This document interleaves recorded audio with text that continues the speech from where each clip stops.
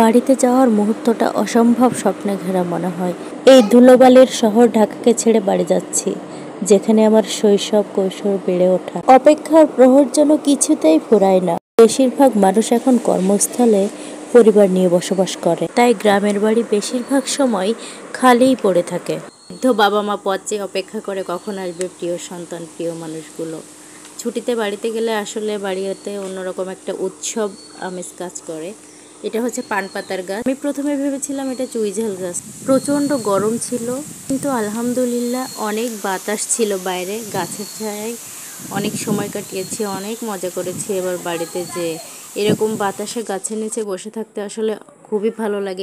আমি গ্রামের মেয়ে, গ্রামে আমার বেড়ে ওঠা, বড় হওয়া সবটাই গ্রামে। পড়াশোনার সুবাদে হোক কিংবা প্রয়োজনের তাগিদে শহরে থাকা হলেও মন পড়ে থাকে ঠিকই গ্রামে। কোন গাছে কোন ফল হলো, গাছটার কী অবস্থা।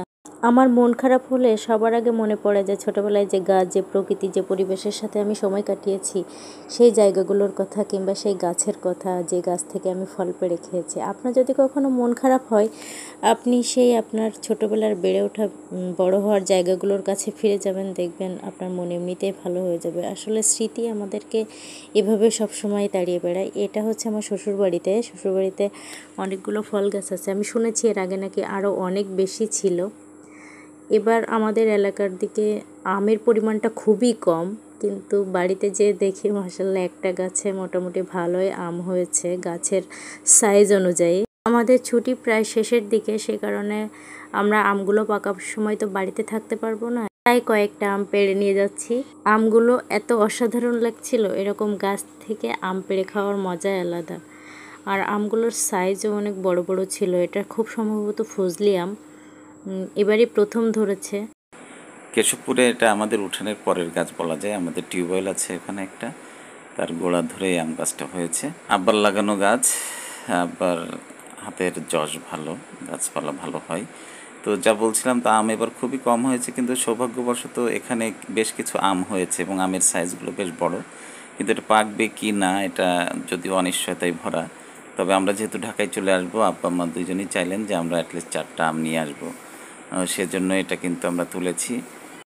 প্রিয় দর্শক, যারা ভিডিওটি দেখছেন, আপনাদের এবারের আম খাওয়ার অভিজ্ঞতা কেমন সেটা কিন্তু জানাবেন।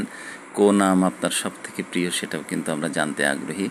আর আমের সাথে আমাদের প্রত্যেকেরই শৈশব এবং কৈশোর মিশে আছে, এবং এই আমের সাথে কিন্তু আমাদের জীবনের একটা নিবিড় সম্পর্ক আছে, এটা আমি বিশ্বাস করি। বিশেষ করে আমরা যারা গ্রামে বড় হয়েছি, আমাদের উঠানে ছাদের সাথেই, মানে ছাদ লাগোয়া একটা পেয়ারা গাছ আছে।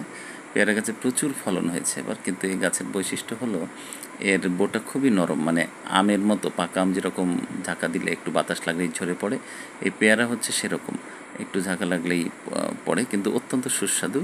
তো এই যে মানে পড়ে যায় সহজে, এই কারণে অনেক পেয়ারা নষ্ট হচ্ছে, এবং কিছু পেয়ারা ছাদে না উঠে পারা যায় না, যেহেতু ওই পাশে ডালটা বাড়ন্ত। তা এবার পেয়ারা খাওয়ার অভিজ্ঞতাটাও বেশ ভালো। আব্বা কচু তুলছেন আর আমি ক্যামেরায় নিচ্ছি, বিষয়টা বেশ মজারই বলতে হয়। নুসরাত খুব পছন্দ করে কচু তরকারি, নুসরাতের খুব পছন্দ, আর আব্বা বরাবরই ব্যাপারগুলোকে খুব গুরুত্ব দেন। আর উঠানের পরেই প্রায় বলা যায় গাছ, সব কিছু মিলিয়েই সুন্দর ব্যাপার, একবারে টাটকা নির্ভেজাল। এরপর আপনারা যেটা দেখছেন এটা কিন্তু একটা বিশেষ ব্যাপার। গ্রামে যদিও এটা খুবই কমন, এই যে মাটির চুলায় রান্না করা, কাঠ দিয়ে রান্না করা খাবার দাবারের কিন্তু আলাদা একটা স্বাদ হয়। এই স্বাদটা অবশ্য শহরে আপনার গ্যাসের চুলায় রান্না করে পাবেন না। আপনাদেরকে একটু বেদনার সঙ্গে বলতে চাই, দেখাতে চাই, দেখুন পরিবেশটা ভালো, বৃষ্টি স্নাত পরিবেশ, ভেজা গাছের পাতা, কিন্তু এই গাছে কিন্তু এই যে গাছগুলো এখানে দেখছেন আম গাছ, গত বছরের ব্লগে আপনাদের নিশ্চয়ই মনে আছে প্রচুর আম হয়েছিল এবং পেড়েছিলাম, সেই ভিডিও আছে এখনও চ্যানেলে। কিন্তু এবার আমের খুব খরা, টোটাল যশোর জুড়ে আমের খুব খরা, এবং এই ভালো আম খাওয়া খুব দুষ্কর হয়ে গেছে এবছরটা নিতান্ত। তবে ভালো যে এখানে প্রচুর কাঁঠাল আছে, অবশ্য কাঁঠালের ব্যাপারটা ভালোই আছে, এই যে দেখতে পাচ্ছেন চারপাশে। আর এখন খুব বিশেষ একটা জিনিস আপনাদেরকে দেখাতে যাচ্ছি, সেটা হচ্ছে আমার শ্বশুরের নতুন এক কীর্তি। অর্থাৎ এই যে পুকুর ছিল তো অনেক দিন ধরে, কিন্তু ঘাট আবিষ্কার হয়েছে। ঘাট আবিষ্কার বলতে ঘাট তৈরি করা হয়েছে এই কয়েক মাস আগে। এই যে নুসরাত জাহান এখানে বসে আছে। এই যে কদম তলা অর্থাৎ কদম গাছ আছে, বর্ষার কদম ফুল, তার নিচে যে ঘাট, যে বিশাল সিঁড়ি, আসলে পুকুরটাও বিশাল, একই সাথে সিঁড়িও বিশাল, তাই না? তা এটা নামতে গেলে আসলেই তো দেখি কতগুলো, এটা একটু দেখি, মানে গুনে পড়া মুশকিল যদিও। ঈদে আমাদের দারুণ সময় শেষ হওয়ার পথে, আমাদের ছুটিও শেষ। নুসরাত আর আমি মানসিকভাবে প্রস্তুত, আমাদের ঢাকায় ফিরতে হবে যান্ত্রিক এই শহরে। কিন্তু এই যে মাঝে মাঝে যে গ্রামে থেকে আসা মা বাবা আত্মীয় পরিজনের সাথে থাকা, এটা একটা আলাদা শক্তি দেয়। আমরা আছি এখন মনিরামপুর বাজারে, রাত 10:30টার গাড়িতে আমরা ঢাকায় আসব, তার জন্য অপেক্ষা করছি। এই বাজারের ভেতরে ঠিক দারুণ একটা কদম ফুল গাছ, এই স্নিগ্ধতাও কিন্তু আমরা ক্যামেরায় ধরলাম। তা প্রিয় দর্শক শ্রোতা, কেমন লাগলো আমাদের এই ভিডিওটি অবশ্যই জানাবেন, আর আমাদের চ্যানেল ইউনাইটেড সেন্স অফ আসাদের সঙ্গে থাকবেন। আল্লাহ হাফেজ।